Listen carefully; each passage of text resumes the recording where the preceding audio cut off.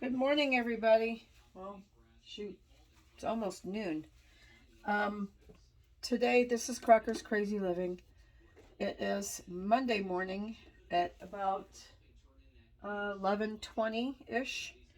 Today, I'm going to show you how to take your elderberry juice that we made a few weeks back, and we froze the juice. I'm going to show you how to make edible elderberry syrup.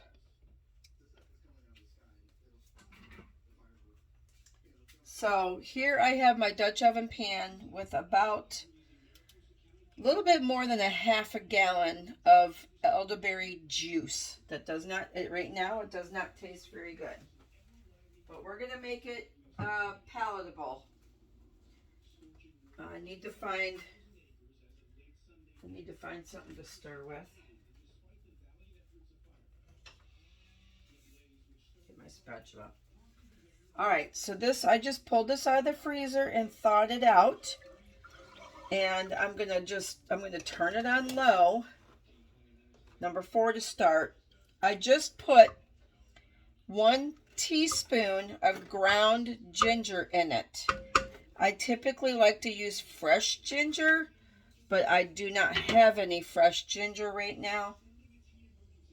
So I just put a teaspoon of ground ginger. I'm starting with a teaspoon so I can see what I need and how it goes. Because you don't want to overdo it right away. I'm going to use 1 cinnamon stick, and I might do a little bit of extra cinnamon, just a sprinkling like that. You don't want to overdo it on any of these spices. And 3 whole cloves is all I'm going to use. 3 cloves. And I'll strain this liquid out after I'm done. You know, I mean, when I get it nice and hot, I will strain it out to get those cloves out of there. You got to be careful with the cloves because it can really overpower, so can the ginger. You just want the warmingness of the ginger and the healing properties of the cinnamon and the cloves. Then I'm going to add quite a bit of honey.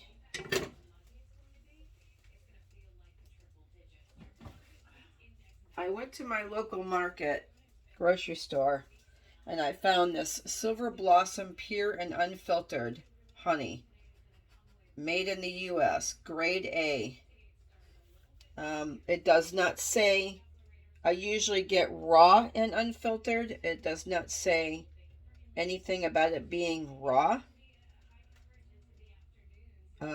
It says contains no additives, preservatives, or added sugars.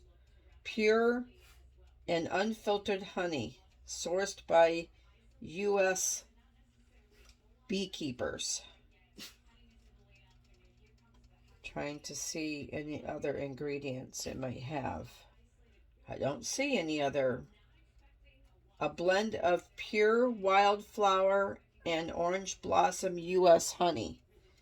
So this was $10 for this bottle, and it's 32 ounces. So I got it because I have more expensive honey that I normally buy if I'm buying it locally, or if say I'm on a day trip somewhere and I'm out of town and so I see a stand and it has fresh honey and I end up spending more money for a little jar of honey. I thought this was a pretty good buy, and I'm not going to use my expensive honey to make elderberry syrup that you can drink for medicinal purposes. I'm going to use about half of this container.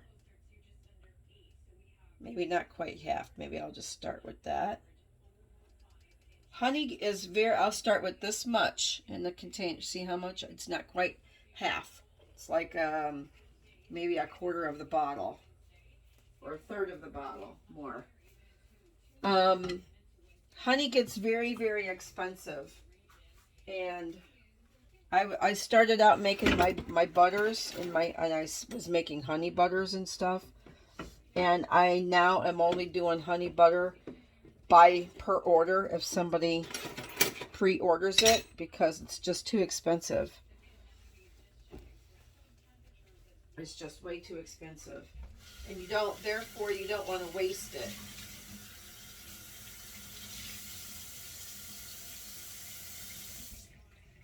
So that's what I got. I got about a third of that bottle of honey, 3 cloves, 1 cinnamon stick, an extra sprinkling of cinnamon, and 1 teaspoon of ground ginger. Now I'm just going to get this really hot. I don't even want it really boil it. I just want it, excuse me, I just want to get it warm. And then I'll taste it and see how it is. If I think I need more ginger, I'll add a little bit more ginger. I don't think I'm going to add more cloves. Cloves can be really in your face, pungent. And cinnamon, I tend to love cinnamon. This is good to drink it if you have a sore throat, if you have sinus issues going on. If you just want to drink it for the immunity properties, to keep you from getting sick, it's great for that. Going to make this up. This is essentially making elderberry juice or elderberry syrup. It's the same thing. Now, if you don't want to use honey, you can use sugar, but there's a lot of people out there that don't want to use white sugar. You could use raw sugar if you wanted to. If you could find some of that German rock sugar, that seems to be better. You can use that as well. I like the honey, because honey always, what do you give younger people, and I'm not talking toddlers or babies, but 5, 6, 7-year-olds, what do you give them when they have a sore throat? You usually give them a spoonful of honey, right? Because it helps to coat their throat. A lot of medicines over the counter have honey in them. Cough drops, just ordinary throat lozenges, not really a cough drop, but a throat lozenge. They have honey in them. So I like to use the honey instead of the syrup. Instead of the sugar. Now, if I wanted to make pancake syrup, I would probably use white sugar, raw sugar, or brown sugar to make it for pancakes. And you do it the same way. You would just heat up the juice, add your sugar, and you would have to add quite a bit of sugar to get it, and then you would want to bring that up to a boil and then kind of simmer it until it gets a little on the thick side, and then you would can it. Put it in your canning jars, and then you would can it. You don't want to boil everything out of this when you're making it for medicinal, because that kind of kills the honey and it boils away all the good stuff in the juice, and you don't want to do that. So I'm going to turn this up a little bit because my pan's not even starting to get warm. This was in the refrigerator and it was pretty cold. It's starting to smell pretty good. I smell everything. I just think I can kind of test the spices by smelling it.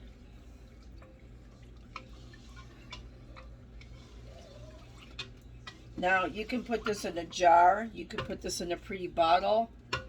I'm going to take some of this and I'm going to make lemon elderberry gummies. I went to Michael's the other day, was killing some time, and I found these really cute molds.